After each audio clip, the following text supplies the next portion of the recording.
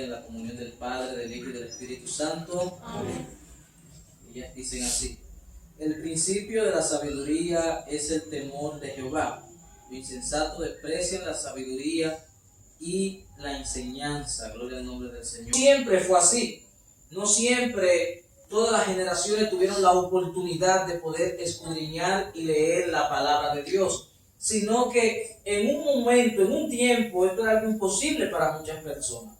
Por muchos motivos. Uno de ellos era que especialmente la Iglesia Popular no permitía, una vez que este libro salió y se escribió en diferentes lenguajes, no permitía especialmente que la clase pobre tuviera acceso a poder entender la palabra del Señor, y la mantenían en un idioma el cual era incomprensible para el vulgo, para las personas que quizás no estaban letradas, porque el acceso a la educación no es como ahora, que todo el mundo es fácil, que sepa leer, escribir. Antes eso era un lujo que no todo el mundo podía darse, sin embargo ahora es un derecho.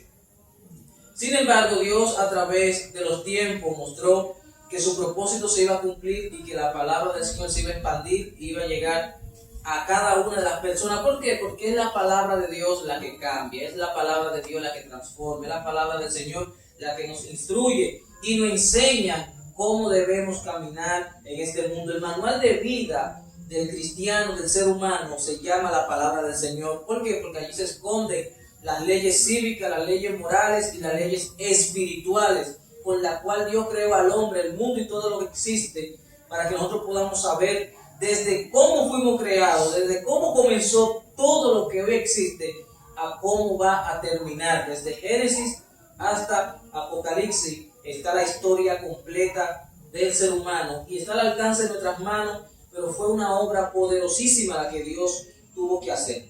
Así que en esta noche estamos conmemorando lo que en el año 1569 se conoció como ya la primera Biblia. Especialmente se imprimió, fue impresa en lenguaje castellano, en español.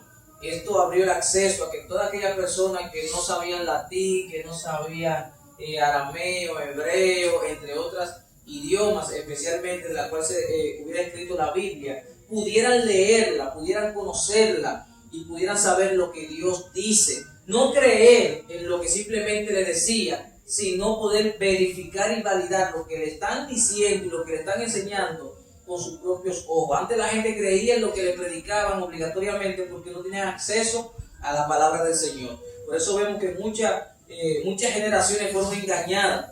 ¿De qué manera? De que, por ejemplo, la Iglesia Popular introdujo lo que fue las indulgencias. Eso no es bíblico.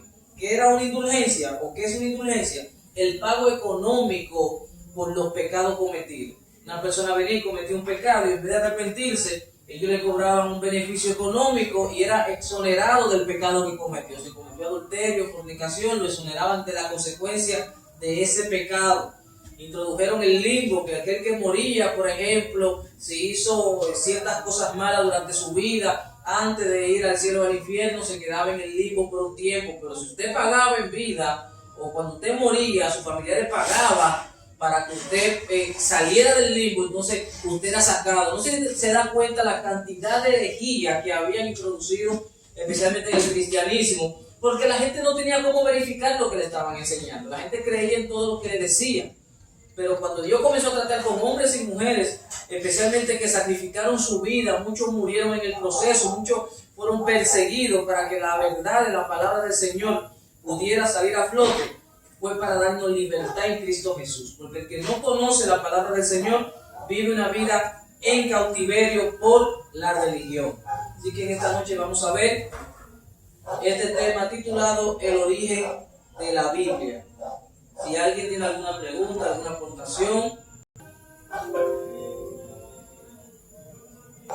¿Qué es la Biblia? Pudiéramos decir mucho sobre qué es la Biblia. Esta Biblia que nosotros tenemos acá, voy a tomar esta como ejemplo, no siempre fue así. No siempre fue así. La Biblia o la palabra Biblia viene de una palabra cuyo significado es conjunto de libros. ¿Por qué? Porque en un principio la Biblia era como este pergamino que estamos viendo, eran fragmentos de las Escrituras. O sea, este libro que está aquí tiene 66 libros dentro de la que se conoce como la palabra del Señor. Pero antes, para leer el profeta Isaías había que buscar un rollo, un pergamino. Pero para leer Jeremías había que buscar otro rollo, otro pergamino. No era como nosotros la tenemos hoy en día, que nosotros podemos leer cualquiera de los 36 libros en un mismo contenido. Por eso se le dio ese nombre de Biblia, porque es el conjunto de libros de las Sagradas Escrituras. Ahora bien, en un principio no era así. En un principio tenían que haber diferentes tipos de fragmentos, los cuales las personas cuando iban a leer uno de los profetas, buscaban este pergamino y comenzaban entonces a leerlo. Pero ya ese pergamino era de Isaías, solamente hablaba del profeta Isaías. Pero el concepto de Biblia viene de que es un conjunto de libros. Vamos a ver lo que dice el concepto y la definición. La palabra Biblia viene del griego y significa libros. Es el conjunto de libros sagrados llamado también Sagradas Escrituras. Hay las dos citas, Mateo 21:42, Hechos 8:32, que recargan especialmente el valor y la importancia como la palabra inefable de Dios, que contiene la palabra viva de Dios y narran las historias de salvación, cómo Dios nos salva, nos revela las verdades necesarias para conocerle, amarle y servirle. Es importante que sepamos que este libro que conocemos como Biblia, el cual está tan organizado, tan bien elaborado, se divide en dos partes. Yo quisiera que alguien me diga en cuántas, o más bien, cuáles son esas partes, ya que le dije que se divide en dos partes, en las que se divide la Biblia. ¿Quién sabe en cuáles son esas partes en las que la Biblia se divide? Son dos partes, ya lo dije, ya no puedo hacer otra cosa, pero ¿cuáles son esas partes en las que la Biblia se divide? Por ejemplo, vemos que la palabra del Señor tiene dos divisiones. Les voy a dar una pista. Hermana, ¿me ayuda? El Nuevo y el Antiguo Testamento. Excelente. El Nuevo y el Antiguo Testamento. La Biblia se divide en dos partes: el Nuevo Testamento y el Viejo Testamento. Más adelante vamos a ver que el Viejo Testamento tiene 39 libros, desde Génesis hasta Malaquías. ¿Y quién me dice cuántos libros tiene el Nuevo Testamento? El Antiguo Testamento tiene 39. ¿Quién me dice cuántos libros tiene el Nuevo Testamento? ¿Quién sabe? 27 libros. ¿Y cuál es el primer libro del Nuevo Testamento? El primero. Cuando usted termina en el Antiguo, que dice Nuevo Testamento, ahí comienza un libro. ¿Cuál es? ¿Quién me dice? Mateo. Mateo. ¿Y cuál es el último? Apocalipsis. La Biblia está dividida. Sin embargo, esta división es importante, que vamos a ver que a pesar de que la Biblia está tan organizada, la Biblia tiene subdivisiones, como lo vamos a ver. La Biblia vive todo el tiempo en una completa armonía. Esta palabra que tenemos aquí como las Sagradas Escrituras no se contradicen y son palabra de Dios. Es sumamente importante que sepamos, y vamos a ver de cómo la Biblia, porque a veces creemos que este libro quizás, el que viene a Cristo se convierte y no tiene quizás ese conocimiento, cree que ese libro se escribió todo junto. Sin embargo, hubo un proceso para que este libro fuera lo que se conoce como la Biblia. Hubieron personas que nunca se conocieron, hubieron personas que tienen años, cientos de años de diferencia entre lo que escribieron. Sin embargo, se mantiene todo en una completa armonía. Vamos a ver el origen de la Biblia. Yo lo que no veo muy bien. El origen de la Biblia. La Biblia es un libro con un autor y 66 divisiones. Fue escrita por cerca de 40 escritores en un periodo de 1600 años. Para entender la Biblia debemos conocer y entender a su autor, el Espíritu Santo. Mire, es sumamente importante esto. Oiga lo que dice, que la Biblia tiene un solo autor, porque fue el Espíritu Santo quien la escribió. Por eso se considera que es palabra de Dios. Lo que ahí dice no es si nosotros queremos aplicarlo, si nosotros queremos creerlo, es que lo que Dios dice es verdad y sus palabras son infalibles y son inefables. Tiene un solo autor. Ahora, tiene aproximadamente más de 40 escritores. ¿Qué significa? De que Dios, el Espíritu Santo, inspiró a más de 40 personas para que escribieran lo que hoy se conoce como la palabra del Señor. Ellos no podían escribir lo que ellos simplemente les pareciera. Y lo que ellos iban a escribir tenía que ser algo inspirado por medio del Espíritu Santo. Algo que sea el mismo Dios que trate con ellos para que se escribiera específicamente lo que Dios quería que llegara a nuestras manos. ¿Por qué digo esto? Porque hay muchos libros fuera de la Biblia. Y hay Biblias que tienen otros libros añadidos que, por ejemplo, no están dentro del canon bíblico. Esos libros se llaman libros apócrifos o libros con falta de inspiración. ¿Qué significa eso? Que son los libros los cuales son de un origen dudoso, y solamente los libros que tenemos aquí, como la palabra del Señor, los 66 libros, son los que nosotros avalamos de que es la palabra del Señor impresa. ¿Por qué? Porque hay muchas personas que le pueden decir cualquier cosa en base a otro libro. Si no está escrito en este libro que está aquí, usted no tiene por qué creerlo. La palabra del Señor dice que si viene un ángel y dice otra cosa contraria a lo que dice este libro que está aquí, sea anatema, que significa maldito. Oiga lo que dice las escrituras. Toda escritura es inspirada por Dios y útil para enseñar, para reprender, para corregir, para instruir en justicia, a fin de que el hombre de Dios sea perfecto, enteramente instruido para toda buena obra. La palabra de Dios abarca toda nuestra vida. Nos reprende, nos consuela, nos enseña, nos da dirección. La palabra del Señor es el manual de vida que debe tener el cristiano. ¿Sabe por qué? Porque estamos en los últimos tiempos y la Biblia dice que en los últimos tiempos muchos van a apostatar de la fe. Va a haber apostasía, rebelión. Mucha gente va a querer enseñar cosas contrarias a lo que dice la palabra. Y el que no tiene conocimiento se va a dejar engañar. Dice la Biblia que escucharán doctrinas de demonios. ¿Por qué? Porque Satanás toma un verso y lo saca de contexto para crear un pretexto. Entonces la gente muchas veces abraza eso que está escuchando. Recuerden que especialmente cuando Satanás tentó a Jesús, ¿sabe cómo él le fue? Él le fue con la palabra. Ahora, él la puso como él quiso. Él, para tentar a Jesús en Mateo capítulo 4 dijo: pero tírate, porque escrito está que a sus ángeles mandarán para que tus pies no tropiecen en piedra. Y era mentira que él lo decía. Sí, él lo decía, pero él estaba dando un uso inadecuado para justificar una acción que Dios no aprobaba, porque Dios no puede ser tentado. En otras palabras, cuando una persona está por ahí, un predicador puede utilizar un verso bíblico, que es bíblico, para decir algo y enseñar algo que no está bien de parte de Dios, porque se contradice, y la palabra de Dios no se puede contradecir. Pero muchas veces la gente utiliza lo que dice la misma Biblia para engañar al ser humano, para engañar al cristiano, engañar al inconverso, y ahí es que viene la importancia de este conocimiento, de nosotros poder atesorar lo que la palabra del Señor nos enseña. La palabra de Dios es que cambia al ser humano, es que transforma al ser humano. Usted puede tener el testimonio más impactante del mundo, nunca nada se va a comparar con la palabra del Señor. Materiales en lo que se escribió la Biblia. Como decía en un principio, este libro que hoy tenemos aquí no fue así en un principio.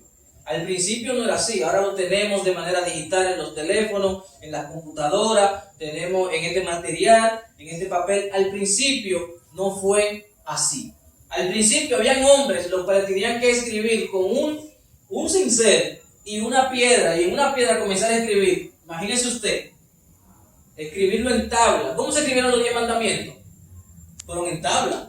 Al principio por el dedo de Dios, y luego Moisés tuvo que escribirlo porque partió la tabla. ¿Y cómo se escribieron? Fue ahí, miren. Usted se imagina lo que usted coge un cincel y un martillo para usted entonces de que escribir en una piedra, cuando nosotros muchas veces ni en un papelito queremos hacer un bosquejo y anotar lo que la Biblia dice.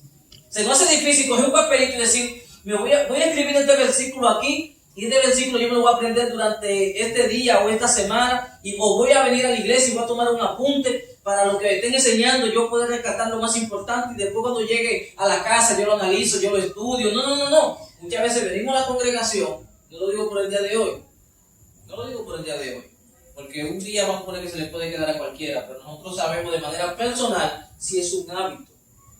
Si cuando el maestro está impartiendo la clase, toca escuela dominical, nosotros venimos con un cuaderno para anotar las citas importantes que puedan decir, algo que se nos pueda quedar, que necesitaremos para nosotros retenerlo, para aplicarlo, para luego estudiarlo y al final enseñarlo.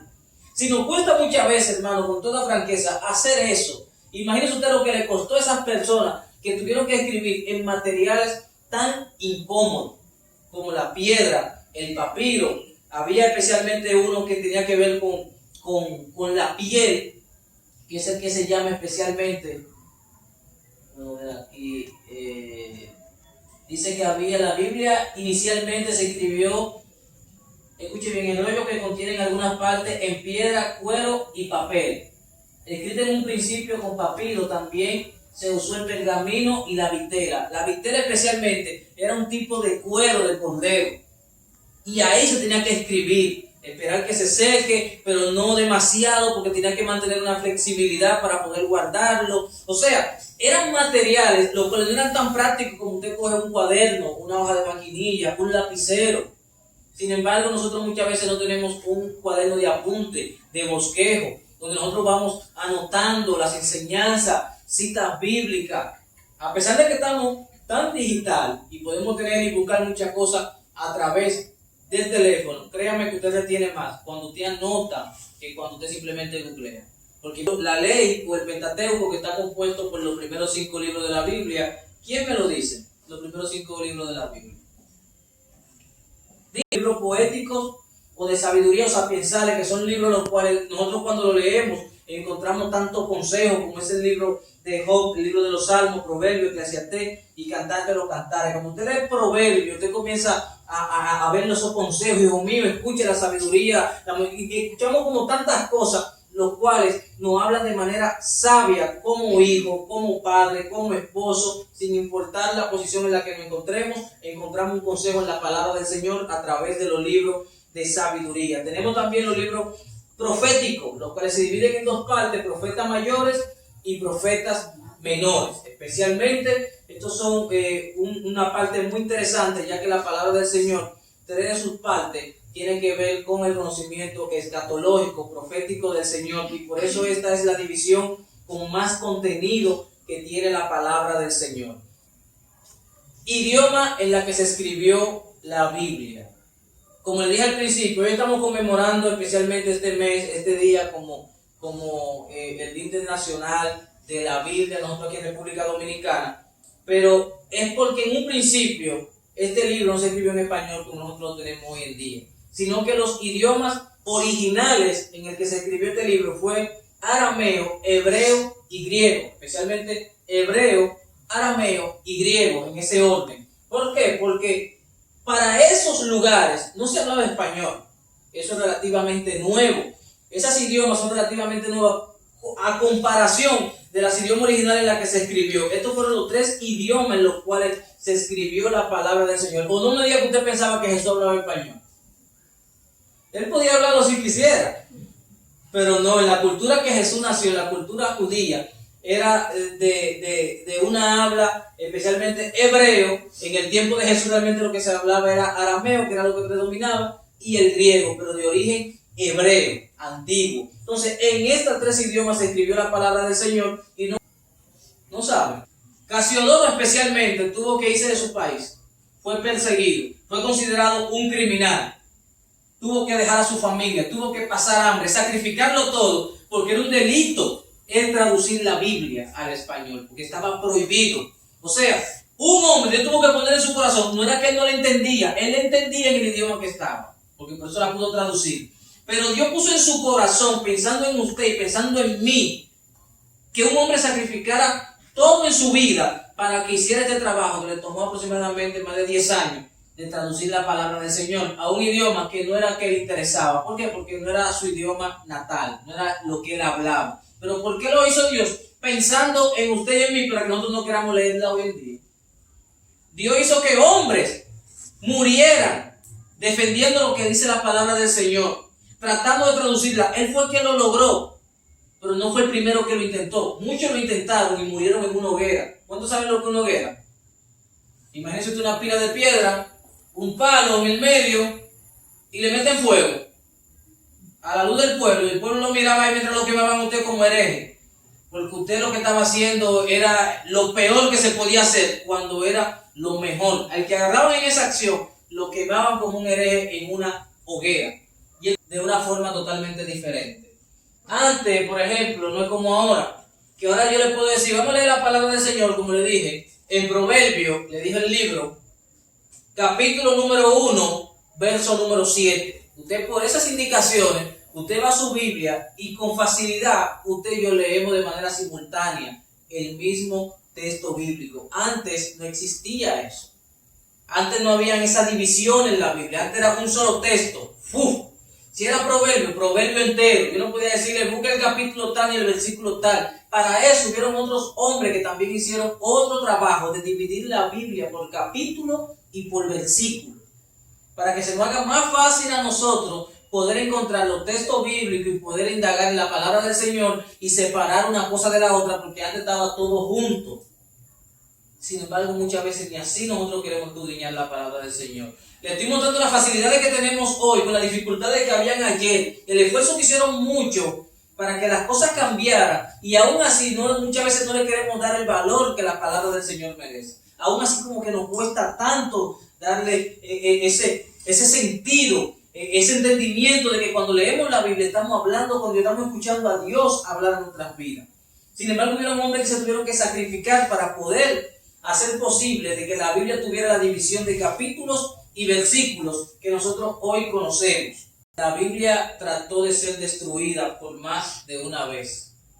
Cuando la Biblia, hubieron hombres que se levantaron y surgió el ateísmo y el egocentrismo de ellos creerse que tenían la capacidad de manejarse por sí mismos y no creer en Dios, comenzaron a perseguir la Biblia para que fuera destruida.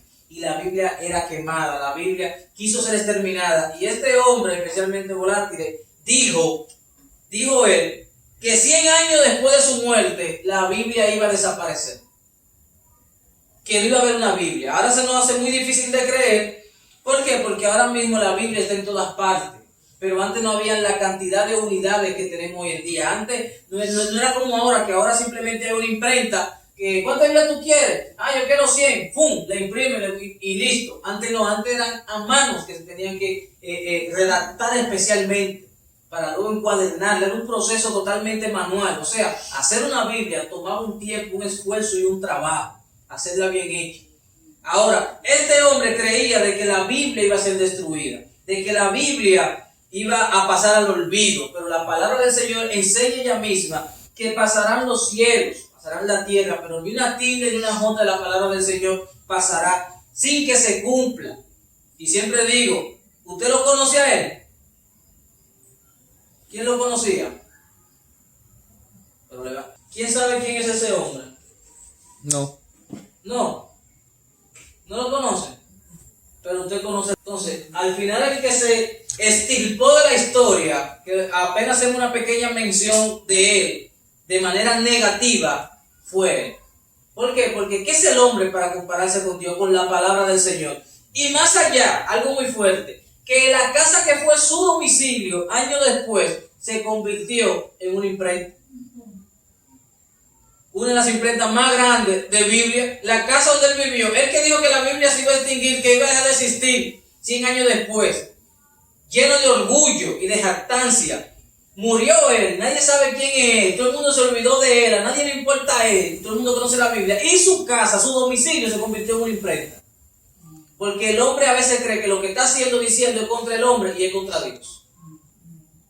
Ya prácticamente concluyendo, el precio que se tuvo que pagar para que la Biblia llegue a tus manos. Hombres como este hicieron posible que la palabra de Dios estuviera al alcance de otro idioma. Algunos sufrieron persecuciones, escuche bien esto, como les decía de un principio, maltrato y mucho la muerte de manera cruel. Miren, eso es una hoguera, lo que yo le estaba diciendo ahorita. Eso es una hoguera. ¿Usted cree que eso fue una película, un cuento ficción? No, eso fue un hombre, uno de los muchos que tuvieron que morir por intentar traducirla, por tratar de hacerla llegar a nuestras manos. Pagaron con su vida. Por eso es que delante del Señor nadie se va a justificar, porque hay mártires, hay personas que entregaron su vida. Entonces, ¿cómo el día que nosotros lleguemos al cielo, que se abra el libro de la vida y nos llamen a cuenta, una persona me va a decir, Señor, yo no te pude servir por tal cosa? Aquí yo no sabía lo que ahí decía. Pero mira, Dios te va a sacar ese mártir. Yo permití que él muriera quemado para que tú tuvieras la Biblia en tu idioma. ¿Qué excusa nosotros podemos tener delante del Señor cuando personas murieron para nosotros tener al alcance de nuestras manos la palabra del Señor? No la vamos a tener. Y Dios a veces permite que hombres y mujeres se sacrifiquen de esa manera para que no haya excusa delante de Él.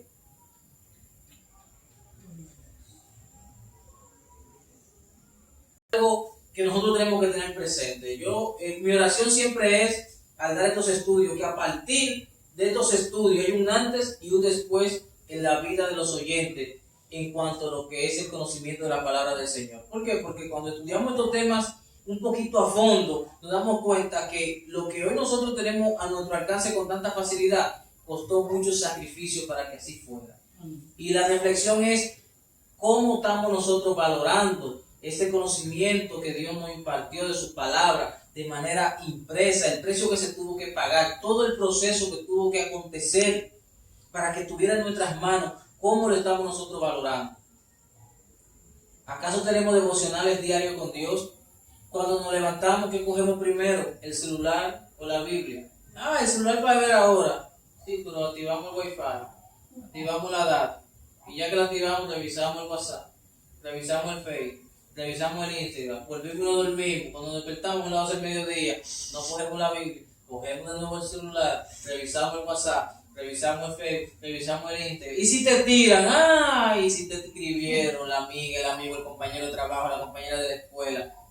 Y la palabra del Señor, como el cuento de la abuelita que no encontraba los lentes. Tengo 2 meses que no encontró los lentes, pastor. Hermano, vamos a leer la Biblia, que Dios, yo sé que va a obrar para que esos lentes aparezcan. Cuando abren la Biblia, los lentes estaban ¿dónde? En la Biblia. Si la abuelita hubiera ido a leer la Biblia, encuentra sus lentes. ¿Qué le estoy diciendo? Lo primero que debemos nosotros tomar en cuenta en la mañana, en nuestro teléfono, es la palabra del Señor. Abrirle los salmos. Empezar un día leyendo las Escrituras para ser fortalecido, para que Dios nos cubra, para apoderarnos de su promesa, que a la hora de acostarnos reflexionemos en ella. El salmista decía, yo en paz me acostaré, así mismo dormiré, porque solo tú, Jehová, me hace vivir confiado. Aún en las noches, cuando se iba a acostar, había una reflexión, pero muchas veces nos pasa que aún no simplemente no leemos la Biblia, a veces ni siquiera oramos para acostar, ni cuando nos levantamos. Y una persona, sin importar que se haga llamar cristiana, que no tiene comunión con Dios a través de la palabra de Dios, será un cristiano realmente hueco, vacío y seco. Pero que yo no tengo tiempo, tengo muchas ocupaciones. Le decía que hay demasiadas facilidades. Usted puede estar, mientras está trabajando, mientras está fregando, mientras está, ponga en YouTube ahí el libro de fulano, el libro de Romanos, y va a comenzar a reproducir, usted va a comenzar a escuchar la palabra del Señor.